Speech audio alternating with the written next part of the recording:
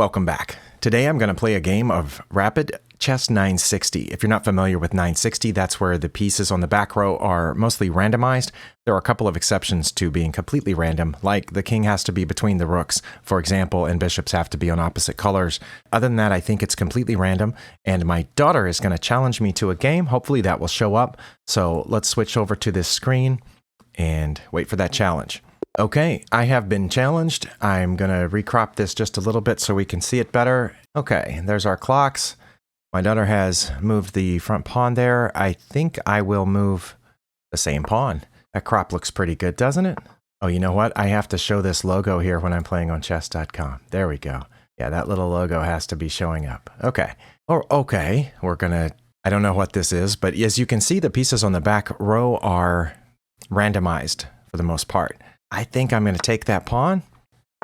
The strategies are a little bit different. We can't play with normal openings because of the way that the pieces are, but we still have the same kind of principles. But here I've been given a pawn. I'm going to take it. I know that allows her to get a bishop or a knight out, but instead she chose to take with a pawn, which opens up these spaces around the king. Let's see if I can take advantage of that. I'm going to aim to get this queen out here in just a second by moving this pawn. See how that works. All right. Okay, now we can take that, and now I have these pieces available to get out. For example, I have this here. Nope, don't anymore. But let's see. What about this? Let's do that. Put this bishop right here, pinning that knight to the king. I am recording, correct? Yes, okay. I am recording. And it does look like the microphone is picking up, so that's good. Oh, the king has moved out of the pin. Not sure exactly what to do here. Why don't we further split those pawns by taking here? And I need to maybe get some more pieces out. Let's develop some pieces, and then we'll see if we can castle in 960. Sometimes castling in 960 is easier than others. Yes, we can put that over there. All right, that's actually probably not bad. Can we castle yet? Oh, we can. All right. Castling works a little bit different in 960, but basically the pieces have to be moved out of the way, and then they go to where they normally would go in regular chess, even if they weren't positioned normally before. I'm wondering if I shouldn't try to get this in there. Let's see if we can do that. Aiming for that F3 spot. Oh, I forgot I was going to develop this piece, didn't I? Okay. Let's go ahead and do this, and I'll pick off maybe one of those pieces. Oh, I guess this could happen. All right, let's take that.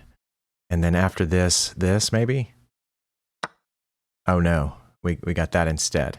Well then, oh, let's do that first. Okay, and then save this. I almost didn't see though that the queens were facing each other. I think that's good where it is. I just need to save this one. Let's go here for the time being, and then maybe aim for in there. There's the camera right there. Yeah. Okay. Yeah. That's my daughter. All right. It's your turn. That's probably not a great idea because then both my knights will be threatened. So I think I might just leave this here for a moment and develop this piece some way or somehow. Yeah, let's do that. That connects the rooks and it aims here. Okay. Well, check. Okay, that knight is protected. Could check here, but then that comes in. Let's get one of the rooks out, like this one. Aiming for there, and then we can move this one here, trying to pick off some stuff maybe. Oh, I saw what I should have done just now, maybe. Okay, well, let's do that now. And then coming here, also thinking about this. Do that. I want to be as many pieces and pawns ahead as possible when it comes down to the point at which I can start checking and maybe mating. I'm still looking at this, and of course still thinking about this. Let's go ahead and move that there. Okay, making some progress here. We'll check with this rook and see what happens with that. Okay, the knight is hanging. We could check, but then there's a trade that I'm not sure about. So what if we checked here? Oh, my knight's hanging. Oops. Probably shouldn't have said that with her sitting right there. Yeah, that's the problem with trying to talk on video while your opponent is in the same room. Okay, well, let's be more careful with that. And I also have to be careful with this spot right here because of the knight. So what about that spot? That spot looks pretty good. Let's see what our opponent will do. And again, if you haven't played Chess 960 before, it's fun because you don't have to worry about openings. All the pieces start out in unusual positions, but you still try to control the center with pawns. You still try to develop your pieces to good, strong squares. You still look for free pieces and checks and so on. So it's basically the same, except you can't use studied and practiced openings. All right, I want to check here and see. I guess it can go there, so I'll have to be careful. But my bishop is protecting that square, so that we're getting close, I think. There's only a couple of legal moves here. My pawns cut off all of those. Okay, there we went there. That allows this. Let's go ahead and do it though, because as long as we're checking, she can't move her rooks, I think. Okay, and that was mate because the bishop guards that square, and the knight guards this square, and so on. So anyway, you want to analyze real quick? Is it not going to let me analyze? That's what we can do. We can start at the beginning and we'll just make moves until the eval bar jumps. Okay? Okay, this is what we're going to do. We're going to go through the moves of the game and wait for the eval bar to jump, and that will tell us whether something was a mistake or not. So, okay, ooh, you see how the eval bar jumped? Okay, so I wonder what, oh, the lines are up here. It's saying what you should have done instead was a number of different moves. Do you see the lines here on the screen? F3, it says you could do that to protect the center pawn. It says knight to E3, which is where here. I guess that would be an okay move. It's developing a piece, right? Whereas what you did just allows me to take. And was taking my best move? Yeah, okay. Oh, and it wasn't your best move to take back.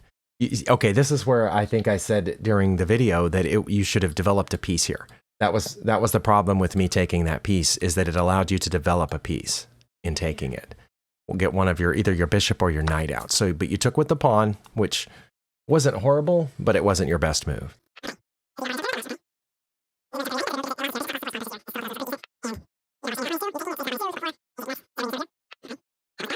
Oh, that wasn't good. It jumped, so I made a mistake by putting the bishop out. It's saying I should have gotten a knight out to here, or to here, one of those two knights out, or bishop to G6. Oh, here, to support this pawn. Oh, well, see here, I was keeping you from taking the pawn because the knight became pinned at that point. Let's see. Okay, that wasn't good. I was curious about that, what you should have done instead. My guess is you should have put your bishop here. It's saying that's one of your top moves, is to put the bishop on D2. That would have broken the pin that I have here. And it would have meant that when you jumped to take this pawn, that our bishops would see each other. But moving the king broke the pin too, but it allowed me to take. But no, taking wasn't my best move. That's what I did next, right? I thought this would split these pawns, but that wasn't my best move. It's saying I should have moved this queen over to protect the pawn.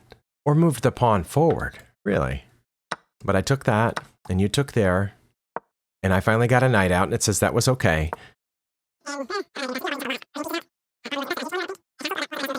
Now that one jumped. That jumped quite a bit. So it's saying you should have played rook to C1 or E4. What would E4 have done? Wouldn't I just have taken E4? Yeah, it says if you played E4, I would just take it. Oh, you would put this bishop behind it. Okay. It wants you to go here to get out of the way of this bishop. If you go here and I take, you put your bishop here and you're aiming at that pawn with your queen behind it, right? That would have been a nice setup for here. That's what it wanted at that point, because you could have taken with your bishop, I would have taken with my knight, and then you would have come with your queen and had your queen sitting right there, and I couldn't do anything about it. That's what it wanted. That's what it said was your best move, but rook to C1 was also good, but that turned out to not be good, and I think it's because it undefended that pawn. And here I didn't play my best move either. It says to play knight to C5, but I did that instead, and that gave most of the advantage back. Okay, yeah, that wasn't good. Okay, what should you have done here? Rook to B, oh, maybe rook to B1 is listed because it would allow you to hide your king in the corner, maybe. And E4 again, I think for the same reason as last time, so you could line the bishop up with the queen.